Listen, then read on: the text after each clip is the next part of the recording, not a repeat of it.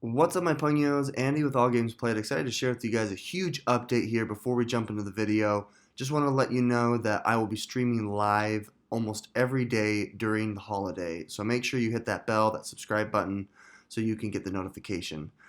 Pokemon Company, Game Freak finally released, I don't think they've ever done something like this, the shiny method for Pokemon Sword and Shield. That's crazy. We all speculated through data mining, through hacks, through people, leaking the information back before the game came out. But now we have some official material, and I'm going to go over all of that for you. I've made a couple of previous videos with speculation, and I've actually been able to confirm what I've speculated. So with that being said, please sit back, relax, and enjoy this discussion on how to shiny hunt. This was taken from a stream that I did when the information was released real time. And so let's jump into it.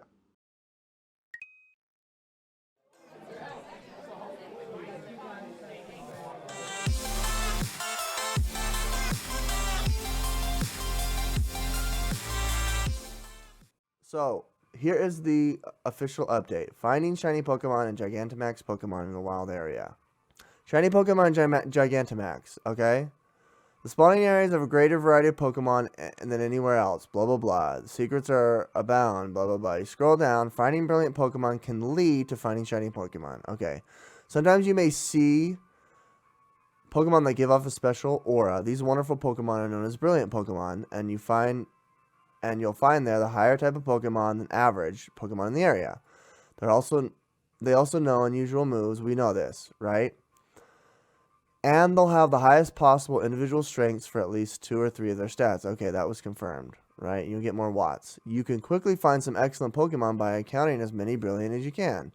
As you catch or defeat more and more Pokemon of the same species, here we go, guys, let's do this.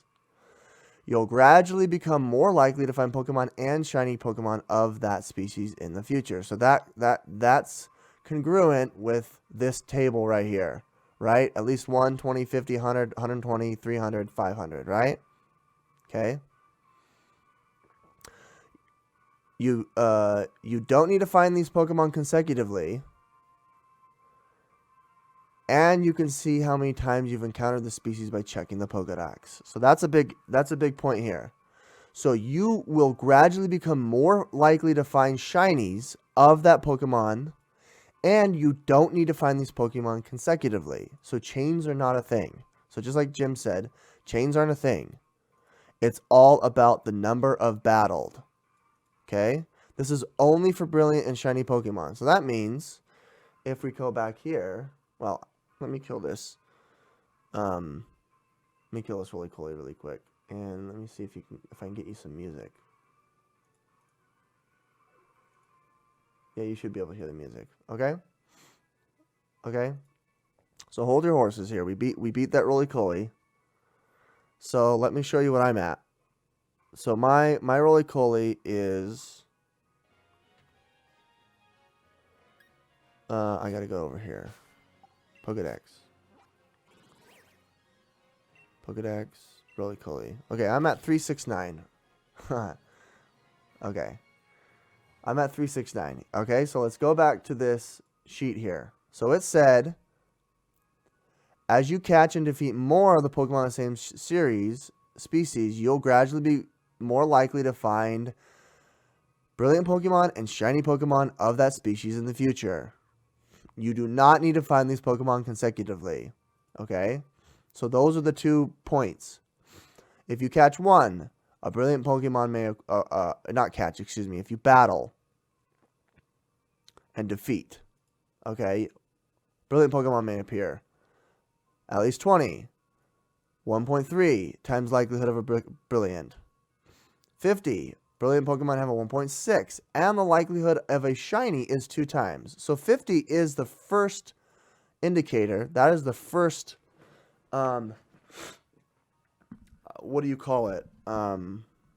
Variable or integer? 50 is the first integer until your shiny Pokemon odds go up. And I think that's congruent with our little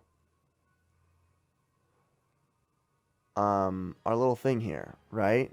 So this little thing right here. right? This is congruent. That's why our extra roll went up at 50. Do you see that?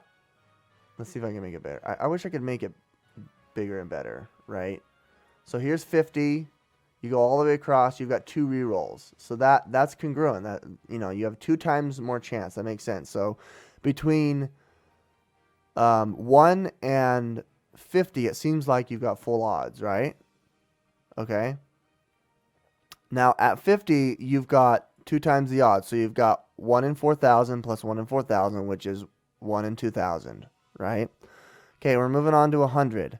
Brilliant Pokemon have 2 times the likelihood of appearing, and shiny Pokemon have 3 times the likelihood, okay? So this means there's 3 rerolls, and that is congruent here. So when you hit 100, your reroll goes up to 3, okay? And that's congruent with what it says right here.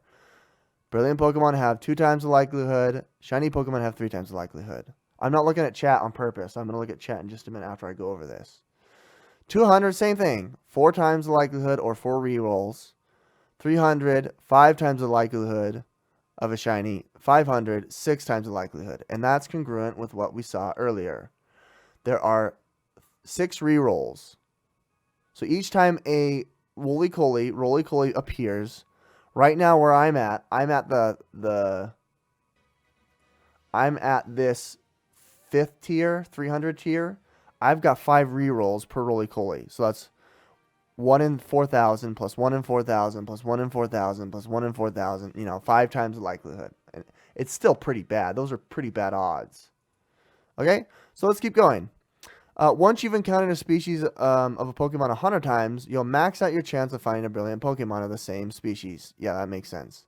The odds of finding a shiny Pokemon of that species won't max out until a whopping 500 encounters, when you'll have 6 times the normal odds. Those odds are still pretty long, so if you're crazy about shiny Pokemon, it's a good idea to work towards completing your Pokedex. Every time you defeat a Pokemon in the wild, you'll also be much more likely than usual to see more Pokemon of that species. So that's where the chain comes in. This is not a multiplier. This sentence right here is not a chain multiplier. This is advising that with consecutively beating the same species of Pokemon, you will have more likely of a chance for that Pokemon to appear in the wild for a short time. We don't know how long that is, okay? So if you're a fan of certain species of the Pokemon, it might be a good idea to encounter several each time you walk through the wild area to gradually build up your odds. Plus, since you'll be battling the same species of the Pokemon repeatedly, it's also a great way to earn specific base points for that team, and we know about that. So does that make sense? Does that make sense? So there is no chaining when you're out in the wild. Chaining only refers to fishing. The only reason you'd want to chain the same Pokemon over and over and over is so that Pokemon will appear.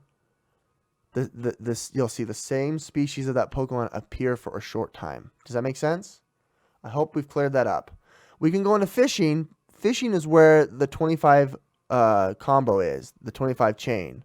And that has to do with successful hooks. If you successfully hook 25 times, then the chance for a brilliant Pokemon appears, 16.6 times. But that doesn't have anything to do with shiny Pokemon. Also, shiny Pokemon have nothing to do with chains. So when you fish, you just want to kill everything. You want to kill every single Pokemon, because if you lose that chain, even though it's a different Pokemon, even if it's like a Magikarp like 10 times, the brilliant Pokemon won't appear. So I hope I have certainly gotten to the bottom of that. I'm going to go ahead here and I'm going to stretch out chat from both YouTube and Twitch and double check to see what you guys are talking about. Make sure that I am honest. So Kure says, if you run away from a Pokemon you actually encounter, it's done. I don't know of that. It didn't say that in the official release. It didn't really mention anything. I swear I read it 10 minutes ago. Let's see. Jim says, shiny hunting is a concept where you can improve the odds of a shiny Pokemon by doing certain tasks. In previous games, this included catch combos, SOS, Dex Nav, Pokemon Sword and Shield that takes further by altering Dex Nav methods with Omega Ruby Sapphire. Here, you get a chance to increase the rate with more Pokemon of the species you have captured. Essentially, the more that species you have battled or captured, the higher the chance of getting shiny. Exactly. I can floss, but I can't get a shiny. Jim, you're funny. I'm enjoying your commentary. Toxic is saying there's no chain that exists except for 500 battles. Once you have battled 500 Pokemon, you can run from, dab on, floss, or even torque the Pokemon, and it's the same odds. Toxic and Jim seem to be the same person because they've got the same amount of wit turned on high. Query says, okay, I thought I was talking about the regular, but I guess I was talking about fishing. No problem. That's where I remembered running away from the part. So disregard everything I said. Hey, now I'm about to drink a can of Boost and eat Doritos and run from black holes. Kill me. It caps the Pokedex counter at 99999. That's sad. Dang, Jim, that sucks. We have no need to kill Roly-Colies after 500, so please, mass genocide is unnecessary. Save the Roly-Coly, please. I mean, we need to go green, right? We don't need to get rid of... I guess we do need to get rid of fossil fuel, right? Just don't burn it, so it kills the ozone, right? And it creates carbon emissions. But Toxic needs to kill Ricketies because they smell. I found a Ghastly at the Shankill Road in the wild area.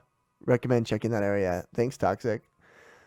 The reruns around here. Okay. Okay, so I think everyone is on the same page. To be honest, I think this would be a background on the Aegislash. Might take 50 minutes. Hey, Med, what's up, dude? Pokemon gotta catch them all, baby. They are. Then release them and cry. We should do that. We should do a mass release. Just kidding. Conversations. Can we just stop talking about this and get back to it? Okay. Andy, are you a scientist? No, I'm a college graduate. That's what I am. Okay, ladies and gentlemen, let's get back to murdering them Roly-Colays.